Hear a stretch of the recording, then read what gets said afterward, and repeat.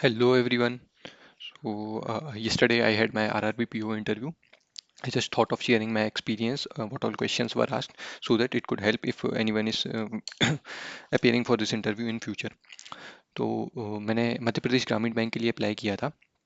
तो ऑब्वियसली मेरा इंटरव्यू इंदौर में था। मेरा रिपोर्टिंग टाइम 8:30 था, so I reach there on time. But later on I got to realize कि मेरा जो इंटरव्यू है वो मेरे पैनल में सेकंड लास्ट है। माई पैनल वॉज पैनल 3। तो even though I reached on time, but मुझे 12:30 तक वेट करना पड़ा अपने इंटरव्यू के लिए। तो वो 4 घंटे का जो वेटिंग टाइम था, it was very boring. Although I met some new people, I talked to them, discussed with them a few schemes and all. But most of the time मैं अपने फ़ोन में ही चैट जीपीटी या फिर Google करके कुछ कुछ चीज़ें देख रहा था। तो and it actually help me a lot. तो अगर आप लोग ऐसे हो कि आप थोड़ा सा भी नर्वस फील करते हो या थोड़ा थॉट्स बहुत आते हैं माइंड में, तो कीप योर माइंड एंगेज्ड। उसमें कोई इशू नहीं है, हल्का सा कुछ भी रैंडम चैट जीपीटी करते रहे। मुझे एक्चुअली वो हेल्प किया। मेरे को एक क्वेश्चन आया था जो कि मैंने उसी नॉलेज के बेसिस पे आंसर कर दिया था। सो आई स्टेट अभी jump on to my interview experience. तो मोस्टली सबको पता ही होगा कि वो डॉक्यूमेंट वेरिफिकेशन होता है, and it is very very much easier process. उसमें कुछ भी नहीं है। Whatever documents you have uploaded online, you just have to show the original copy of the document, that's it. और कुछ भी नहीं मांग रहे थे वो। So will straight away move on to my experience. तो जैसे ही हम लोग, मैं इंटरव्यू रूम के बाहर बैठा हुआ था, तो बेल बजती है। Then I just open the door and I ask may I come in ma'am. तो उन्होंने बोला yes yes please sit down. मैं जैसे ही बैठा, तो मैंने सबसे पहले ग्रीट किया, good morning ma'am, good morning sir. वहाँ पर कुछ इस तरह से अरेंजमेंट था कि मैं यहाँ पर बैठा हुआ था। यहाँ 3 पैनल थे। ये चेयरपर्सन थे, ये 2 बैंकिंग रिलेटेड ऑफिसर्स थे, और यहाँ पर एक मैम बैठी हुई थी। तो मैंने पहले सबको ग्रीटिंग किया, और उसके तुरंत बाद उन्होंने, they did not ask me anything about, tell me something about yourself या फिर कुछ इंट्रोडक्शन, कुछ भी नहीं। वो स्ट्रेट अवे उन्होंने पहला क्वेश्चन, जो कि चेयरपर्सन थे, उन्होंने पूछा कि where are you posted.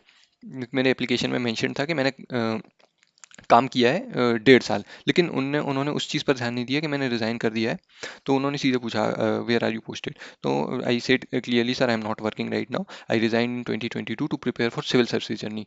And this particular thing went on for almost 5 minutes, this discussion. They ask me questions like, अच्छा आपने सिविल सर्विसेज की तैयारी की है तो उसमें क्या हुआ, why are you not preparing right now. Although I knew that these questions are bound to come, so I was very much prepared with all the explanation and answers which ideally I should be prepared.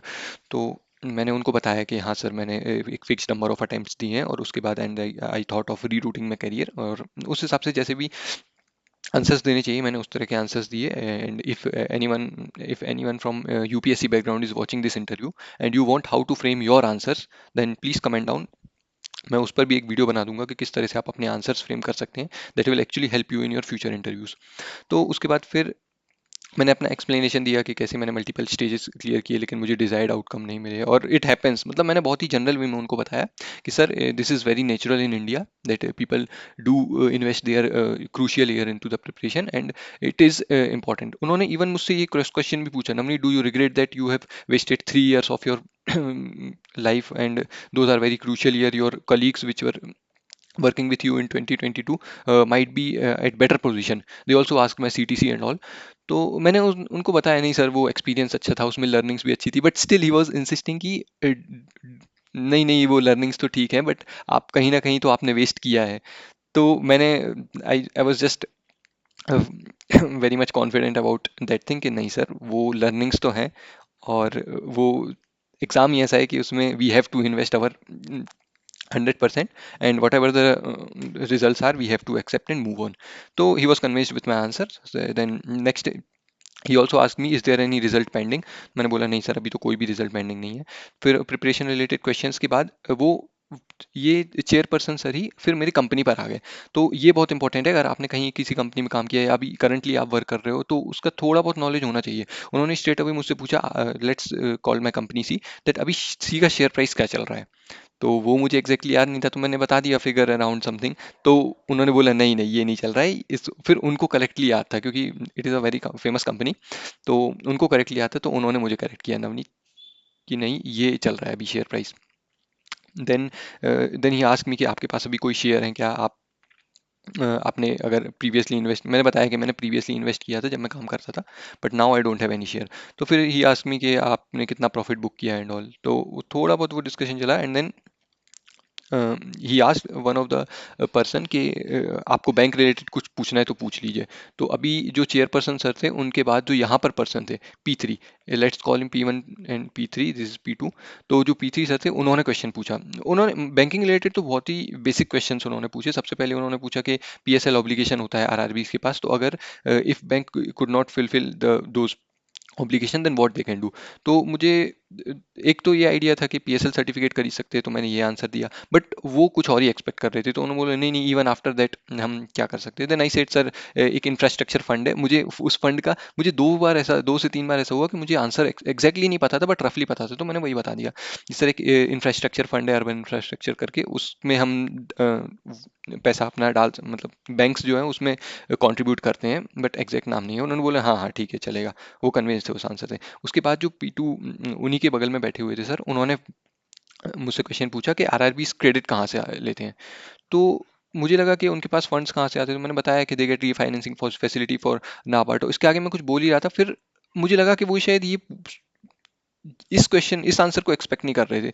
तो I again requested him कि sir can you repeat your question, or are you asking about the ownership pattern. तो ये भी बहुत important है कि अगर आपको क्वेश्चन समझ नहीं आए, आप पोलाइटली उनसे पूछ सकते हैं एक बार कि sir can you repeat the question, और आप उसको एक बार एक्सप्लेन कर सकते हैं। तो उन्होंने मुझे बताया हाँ हाँ मैं उसी के बारे में पूछ रहा हूँ, and then I said yes sir, वो तो पता है 50 to 35 to 15। तो मैंने बताया सर 50 सेंट्रल गवर्नमेंट का होता है, 35 जो है वो स्पॉन्सर बैंक का होता है, और 15 स्टेट गवर्नमेंट का होता है। तो he was convince, yes yes yes you are right. Then फिर जो फीमेल मैम थी उन्होंने क्वेश्चन पूछा। सबसे पहले मुझे पूछा, आप अभी जो मनरेगा में चेंजेस हुए हैं, आपने कोई चेंजेस ऑब्जर्व किए हैं क्या। तो मैंने बताया हाँ मैम, उसमें कुछ कुछ अमेंडमेंट्स आए हैं, उसका नाम भी चेंज हुआ है। तो I started with its full form, but मैं विकसित भारत ग्रामीण तक ही बोल पाया, और मुझे उसका फुल फॉर्म याद ही नहीं आ रहा था।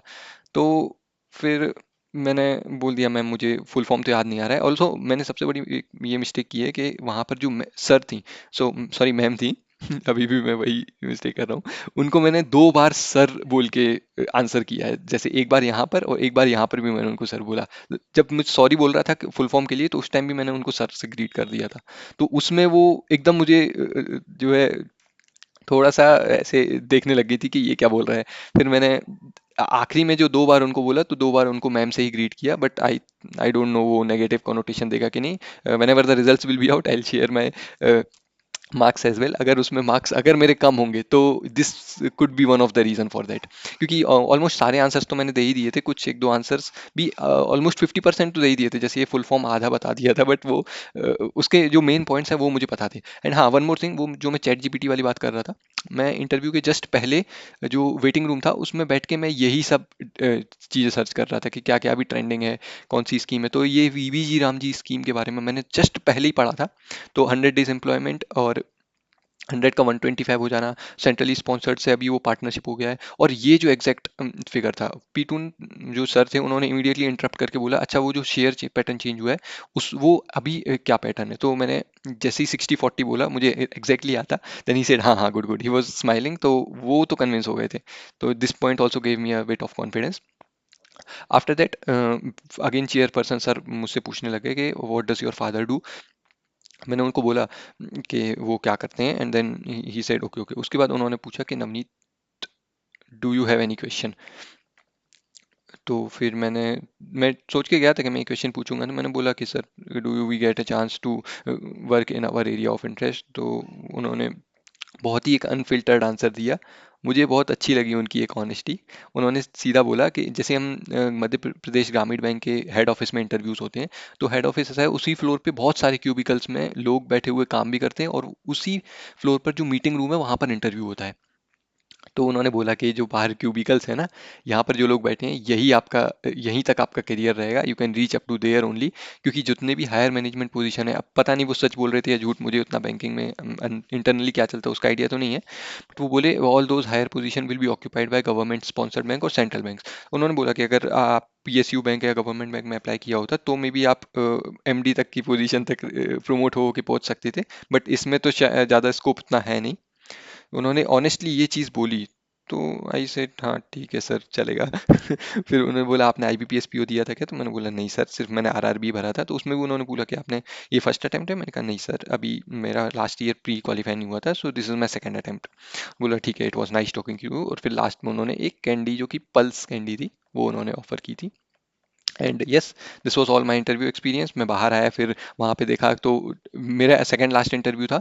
तो ऑल वो 1 PM वाले जो जिनका रिपोर्टिंग टाइम था वो बच्चे भी आ चुके थे, और बहुत सारे बच्चे फ़ोटो भी खिंचा रहे थे। तो फिर वहीं पर जो लोगो था उसके बाहर मैंने भी एक फ़ोटो खिंचाई, और फिर मैं वापस आ गया। So this was all my interview. Also regarding the language, I was comfortable and I was practicing to give my interview in English. But what happened is, in the starting itself sir जो दोनों थे वो लोग ही हिंदी में मुझसे बोलने लग गए। तो वो इंग्लिश वाला चीज़ चलने लगा ना, तो फिर वो लैंग्वेज वाला मतलब फ्लो बन नहीं पाया मेरा। मतलब I thought of appearing in this interview in English only, but उन्होंने ही हिंदी में शुरू किया। तो फिर वो लैंग्वेज वाला जो थिंग है वो वो लोग ही डिसाइड कर रहे थे। मतलब मैंने बीच बीच में कुछ आंसर्स इंग्लिश में भी दिए, बट स्टिल वो लोग ही हिंदी में क्वेश्चन पूछ रहे थे। तो फिर मैंने भी आई थॉट कि ठीक है, I also answer in Hindi only. तो वो इंग्लिश मिक्स्ड करके पूछा।